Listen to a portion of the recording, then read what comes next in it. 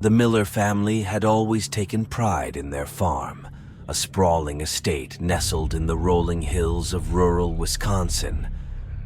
John Miller, a rugged and hard-working man in his 40s, had inherited the land from his father, who had inherited it from his father before him. The farm was a symbol of their legacy, a testament to their dedication and perseverance. Life on the farm was simple yet fulfilling.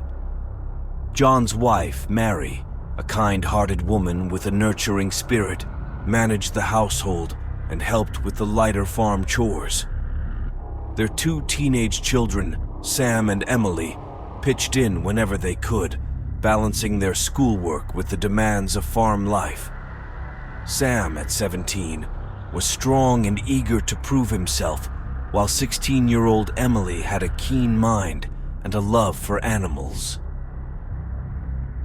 One crisp autumn morning, as the sun rose over the horizon, painting the sky in shades of pink and orange, John made his way to the barn. The air was cool, and the ground was covered in a thin layer of frost. He whistled a cheerful tune, enjoying the tranquility of the early morning.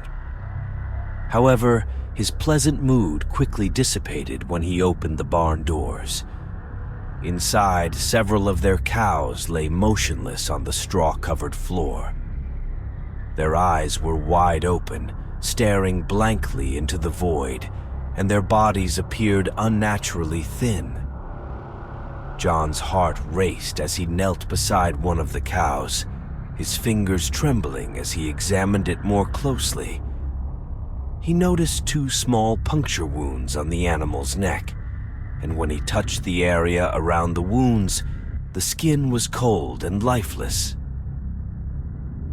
Mary, Sam, Emily. John's voice echoed through the barn, filled with urgency and fear. Within moments, his family arrived, their expressions turning from confusion to horror as they took in the scene.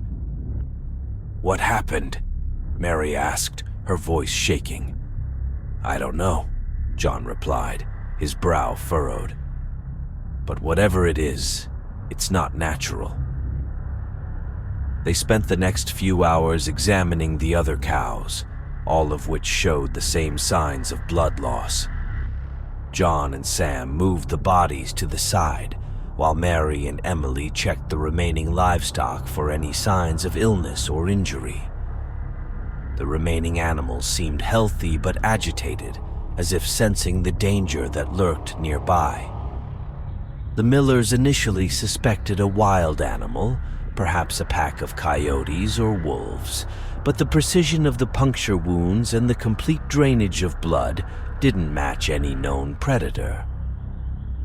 John decided to seek advice from their neighbor, Tom Jenkins, a seasoned farmer with years of experience. Tom listened attentively as John described the situation. He scratched his head and frowned.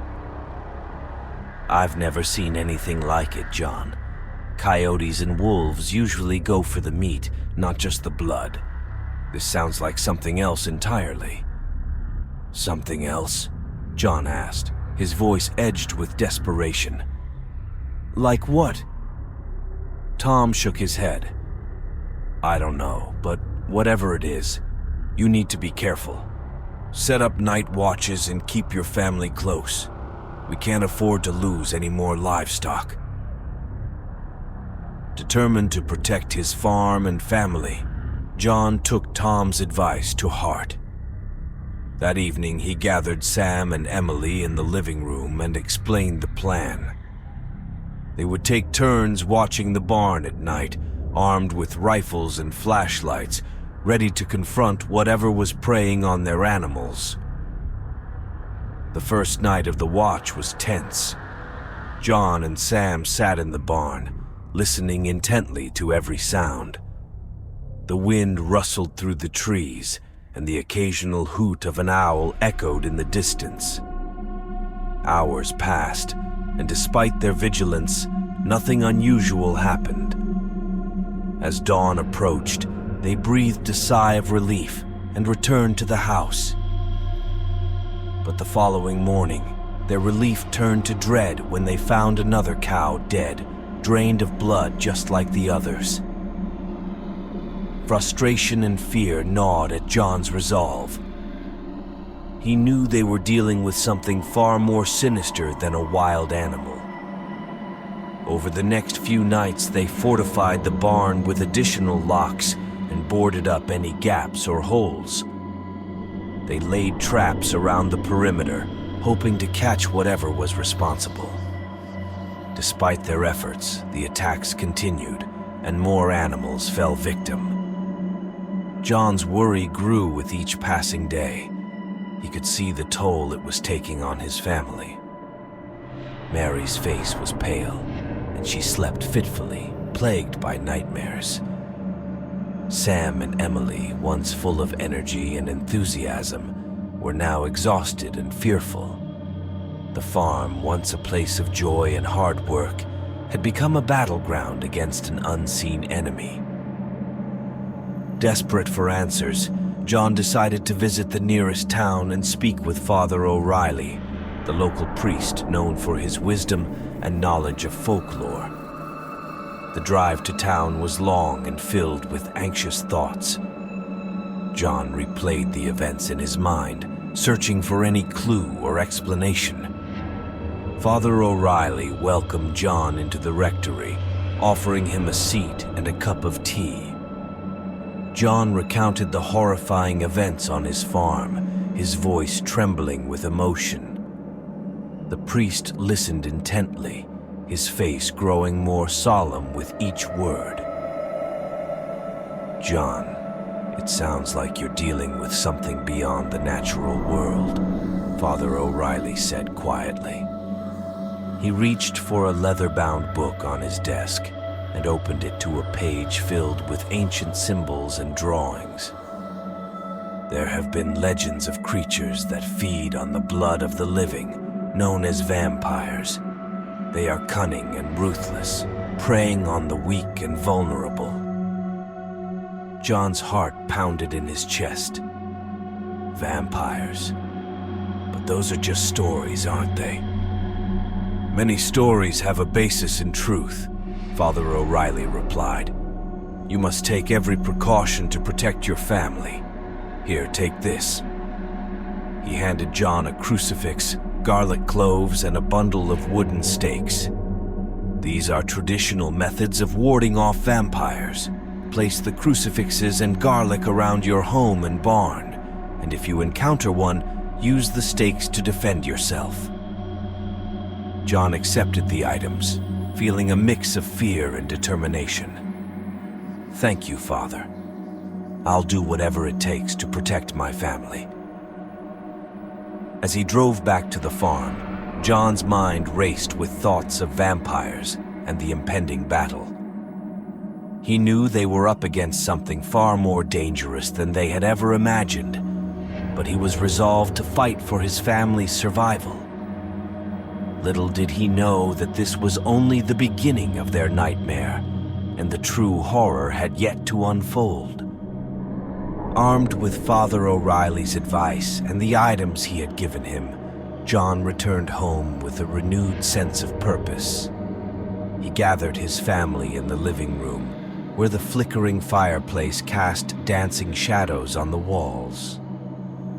The atmosphere was tense, each family member sensing the gravity of the situation. John laid out the crucifixes, garlic cloves, and wooden stakes on the coffee table. "We're dealing with something far more dangerous than wild animals," he began, his voice steady but grim. "Father O'Reilly believes we're up against vampires." A stunned silence filled the room. Mary's eyes widened in disbelief, while Sam and Emily exchanged worried glances. "Vampires?" Mary echoed, her voice barely above a whisper. "But those are just myths, aren't they?" "Apparently not," John replied, his gaze unwavering. "We need to take every precaution. We'll place these crucifixes and garlic around the house and barn, and if we encounter one of them, we use these stakes." The family spent the next few hours fortifying their home and barn. They hung crucifixes above doorways and windows, placed garlic cloves in strategic locations, and ensured the wooden stakes were within easy reach. As night fell, a sense of unease settled over them. The once cozy farmhouse now felt like a fortress under siege. John and Sam took the first watch, their rifles slung over their shoulders and flashlights in hand. The barn was eerily quiet, the only sound the occasional rustle of hay or the distant howl of a coyote. The minutes dragged on, each one feeling like an eternity. Around midnight, as John was about to suggest switching shifts, they heard a faint rustling noise outside the barn. They exchanged tense glances and crept towards the source of the sound, flashlights cutting through the darkness. What they saw made their blood run cold. A shadowy figure was bent over one of their cows, its movements swift and precise. The cow let out a weak, pitiful moan as the figure's head dipped, and a flash of moonlight revealed the creature's fangs glistening with blood. Sam let out an involuntary gasp, and the figure turned its head, crimson eyes locking onto theirs. Without hesitation, John raised his rifle and fired, but the bullet whizzed through the air as the vampire moved with supernatural speed, disappearing into the shadows. John and Sam stood frozen, the reality of their situation sinking in. They were not dealing with a mere animal, but a creature of legend, a vampire. They rushed back to the house, breathless and shaken. Mary and Emily, who had been anxiously waiting, jumped up at the sound of the door slamming. "What happened?" Mary asked, her voice laced with fear. "We saw it," Sam said, his face pale. "It was a vampire, just like Father O'Reilly said." Mary covered her mouth in horror, while Emily's eyes filled with tears. John put a reassuring arm around his daughter. "We'll get through this," he said firmly. "We just need to stay vigilant and protect each other."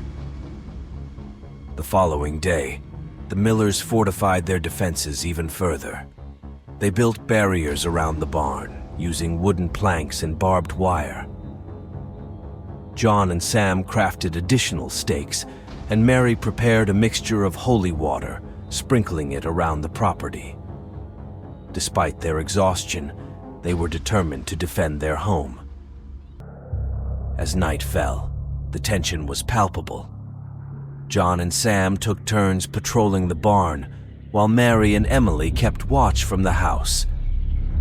The hours dragged on, each creak and rustle heightening their anxiety. Just after midnight, John spotted movement near the edge of the property. He motioned for Sam to stay back and cautiously approached. As he drew closer, he saw not one but several figures moving in the darkness, their eyes glowing with a predatory hunger. His heart pounded in his chest as he realized the true extent of the threat. They were dealing with a coven of vampires, not just a single rogue. One of the vampires, older and more imposing than the others, stepped forward. His presence exuded an air of authority, and John knew instinctively that this was the leader. The vampire's gaze locked onto John, a cold smile playing on his lips. "Good evening," the vampire said, his voice smooth and unsettling. "I am Victor. I believe we have not been formally introduced." John tightened his grip on his rifle. "What do you want?" Victor chuckled softly. "Isn't it obvious? My coven and I have been using your farm as a feeding ground for quite some time.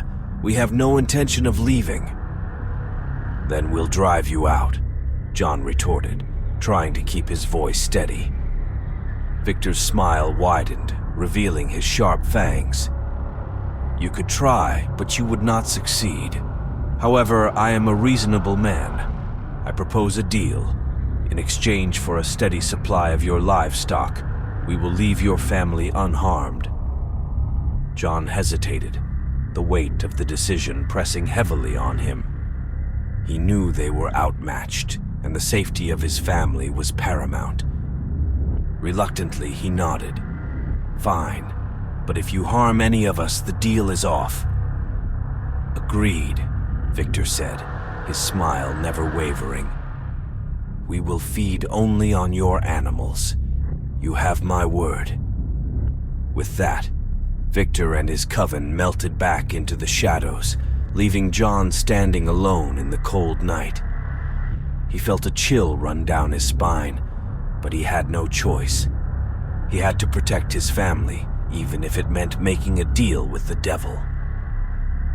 Over the next few days, the Millers adjusted to their uneasy truce with the vampires. The livestock continued to suffer, but the family remained unharmed. However, John couldn't shake the feeling that something was terribly wrong. Mary, Sam, and Emily were growing increasingly pale and fatigued, their once vibrant spirits dimming. One evening, as they sat around the dinner table, John noticed dark circles under Mary's eyes and a strange lethargy in Sam and Emily's movements. He tried to dismiss his fears, attributing their condition to stress and sleepless nights. But deep down, he knew something more sinister was at play. Determined to get to the bottom of it, John decided to keep a closer watch on his family. That night, as the house lay in silence, he crept into each of their rooms, watching over them as they slept. To his horror, he noticed faint, almost imperceptible puncture marks on their necks, similar to those on the cows. Realization dawned on him like a cold, dark cloud. The vampires had not honored their agreement. They had been feeding on his family, slowly turning them into thralls, bound to their will. John's heart ached with guilt and rage. He had failed to protect his loved ones, and now they were paying the price. With renewed determination, John knew he had to confront Victor once more, to find a way to break the vampire's hold on his family before it was too late. Little did he know, the true horror of their situation was yet to be revealed, and their battle for survival had only just begun. Determined to save his family, John steeled himself for another encounter with Victor. As dusk approached, he armed himself with the crucifix Father O'Reilly had given him and tucked several wooden stakes into his belt. He kissed Mary, Sam, and Emily on their foreheads, promising he would return with a solution. The night was eerily silent as John approached the barn. The full moon cast long shadows across the farm, and the cool breeze sent shivers down his spine. He could feel the eyes of the vampires on him even before he saw them. Taking a deep breath, he stepped into the open, calling out into the darkness. "Victor, show yourself!" John's voice echoed through the night, filled with anger and desperation. A moment later, Victor emerged from the shadows, flanked by several of his coven members. His eyes glowed with a predatory light, and his smile was one of amusement. "John," Victor greeted him smoothly, "to what do I owe this pleasure?" "You lied to me," John spat, his grip tightening on the crucifix. "You said you would leave my family unharmed, but you've been feeding on them." Victor's smile faded, replaced by a look of mild annoyance. "You misunderstand, John. I agreed not to harm them, and I haven't. They are alive, are they not?" "Barely," John retorted. "You're turning them into thralls, just like your victims. This was not our agreement." Victor stepped closer, his eyes narrowing. The agreement was for your livestock, and we have respected that. But understand this, we are vampires. It is in our nature to feed. Your family's blood has given us strength, and in return, they are still alive. That is more than I can say for most who encounter us. John felt a surge of hopelessness, but pushed it aside. I want a new deal. Leave my family alone. Feed only on the livestock as we agreed, but never touch my family again. Victor studied John for a long moment, his expression unreadable. You're in no position to negotiate, John. You are outnumbered and outmatched, but I do admire your tenacity. He paused, as if considering. Perhaps there is a way we can come to a new understanding.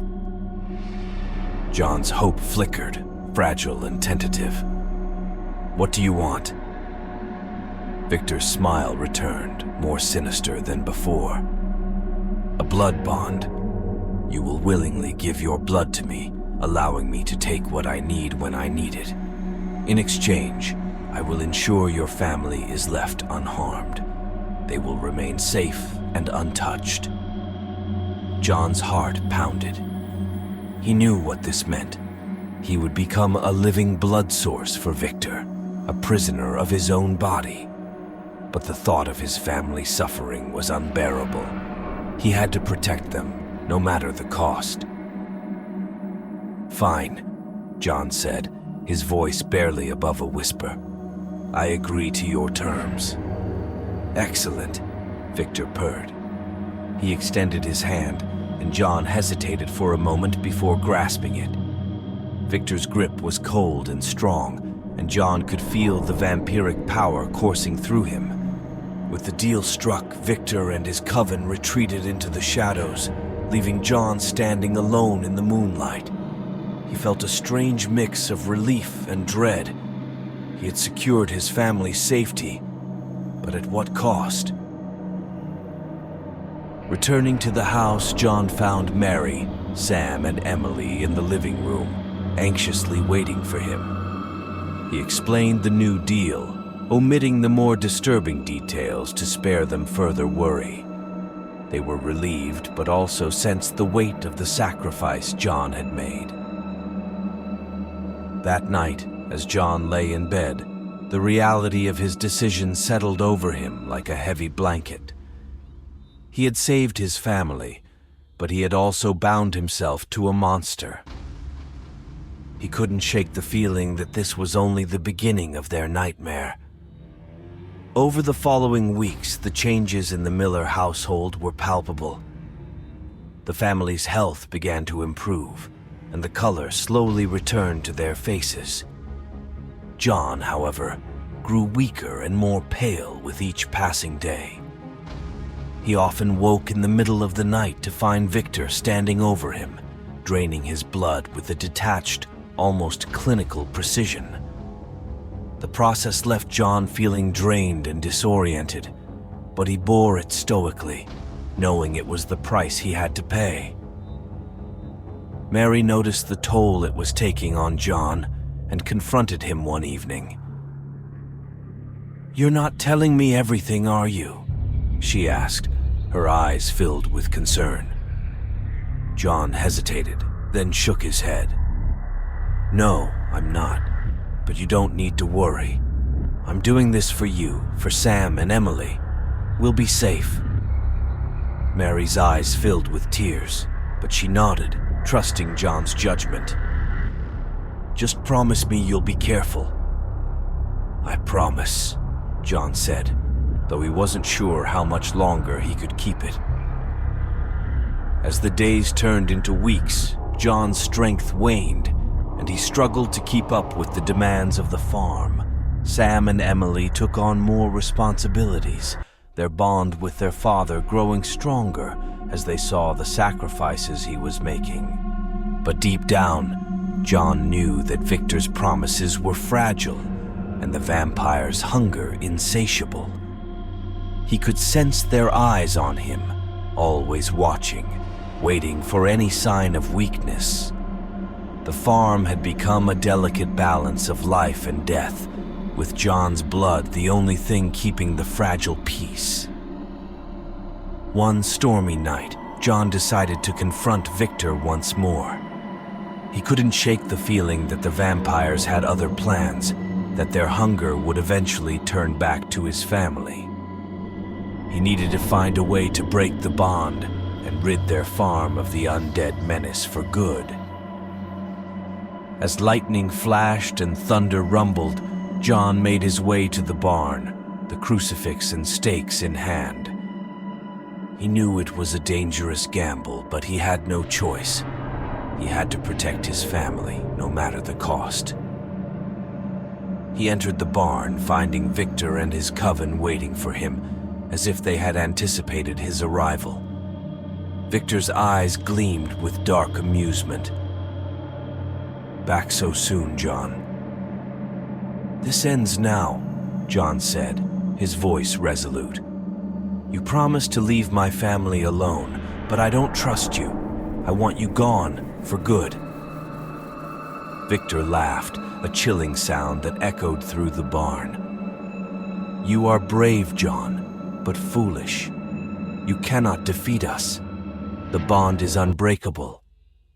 John raised the crucifix, its silver gleaming in the dim light. "I will find a way. I will protect my family." Victor's smile faded, replaced by a look of cold fury. "So be it," he hissed, and the vampires lunged at John, their fangs bared and eyes blazing. John fought with every ounce of strength he had left, wielding the crucifix and stakes with desperate determination. But he was outnumbered, and the vampire's speed and strength were overwhelming. In his final moments, John realized the true horror of his situation. He had fought valiantly, but the odds had always been against him. As Victor's fangs sank into his neck, John's last thought was of his family and a desperate hope that they would find a way to survive without him. As the rain poured down outside, mingling with the blood on the barn floor, John Miller's sacrifice was complete. The Miller farm, once a place of life and hope, was now a battleground of darkness and despair, with no escape from the bloodthirsty monsters that ruled their lives. The storm raged on as John's lifeless body lay on the barn floor, drained of the last ounce of his blood. Victor and his coven stood over him, their hunger temporarily sated, but their dark eyes gleaming with malice. The deal had been struck, but they had no intention of honoring it. The Millers were mere pawns in their insidious game. As dawn approached, the vampires retreated to their underground lair, leaving the barn and the rest of the farm in eerie silence. Mary, Sam, and Emily, unaware of the tragedy that had befallen John, awoke to another day, hoping against hope that their father's efforts had kept them safe. When they discovered John's body in the barn, a collective scream of horror pierced the morning air. Mary collapsed beside him, clutching his cold hand, her tears mixing with the rainwater on the ground. Sam and Emily stood frozen, their faces pale with shock and grief. "What happened?" Sam choked out, his voice trembling. "How did this happen?" Mary, her face streaked with tears, shook her head. "I don't know. He went to confront them again, but they..." Her voice broke, unable to finish the sentence. Emily, her mind racing, remembered the crucifix and the stakes John had taken with him. "We have to do something," she said, her voice trembling but determined. "We can't let his sacrifice be in vain." The three of them buried John beside the barn, a simple wooden cross marking his grave. The loss weighed heavily on their hearts, but they knew they had to continue his fight. They couldn't allow the vampires to destroy everything John had worked so hard to protect. Mary, Sam, and Emily fortified the house and barn even further, determined to honor John's memory by doing everything in their power to defend their home. They laid traps, hung more garlic, and kept the wooden stakes close at hand. Despite their grief, they found strength in each other, vowing to keep the farm safe from the undead menace. The next few nights were tense and filled with dread. The family took turns keeping watch, each of them haunted by the image of John's lifeless body. They knew the vampires were still out there, lurking in the shadows, waiting for the right moment to strike again. On the fourth night, as Sam kept watch from the barn's loft, he noticed movement near the edge of the property. He grabbed his rifle and aimed, his heart pounding in his chest. As the figures came closer, he recognized Victor and his coven, their eyes glowing with malevolent intent. Sam raised the alarm, and Mary and Emily rushed to his side, armed and ready. The family stood together, their faces set with determination. They would not go down without a fight. Victor stepped forward, his smile as cold as the night air. "You've done well to survive this long," he said, his voice dripping with contempt. "But it's time for you to join your father." "You won't touch us," Mary said, her voice steady despite the fear coursing through her veins. "We'll fight you with everything we have." Victor's eyes flashed with anger. "So be it. You will regret defying me." The battle that ensued was fierce and brutal. The Millers fought with a desperation born of love and loss, wielding their weapons with determined precision. Mary thrust a wooden stake into the chest of a vampire that lunged at her, its body crumbling to dust before her eyes. Sam fired his rifle, his aim steady despite his shaking hands. Emily wielded a makeshift spear, her movements quick and agile. But the vampires were relentless.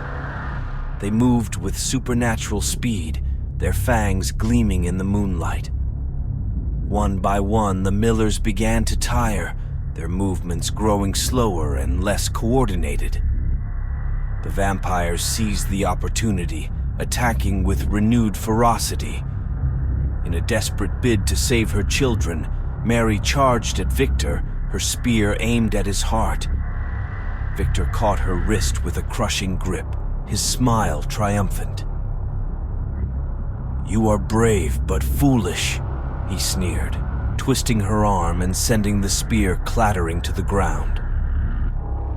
Sam and Emily rushed to their mother's aid, but they were quickly overpowered by the other vampires. The three of them were forced to their knees, their weapons taken from them. Victor stood before them, his expression a mix of amusement and disdain. "I had hoped you would accept your fate gracefully," he said. "But it seems I was mistaken. Now you will all suffer." He reached down and grabbed a handful of Mary's hair, forcing her to look up at him. "You should have accepted my offer. Your father's sacrifice was in vain." Mary glared up at him, defiance burning in her eyes. "You'll never win," she spat. "We'll fight you until our last breath." Victor's smile widened. "Then let us see how long you last." With a nod from Victor, the vampires moved in, their fangs bared and eyes gleaming with hunger. The Millers braced themselves, knowing that their fight was far from over.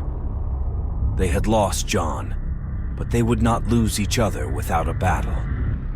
As the vampires closed in, the family's bond and determination flared brightly, their last stand a testament to their love and resilience. The night echoed with the sounds of their struggle, a fight that would be remembered long after the dawn broke and the blood-soaked farm lay silent once more.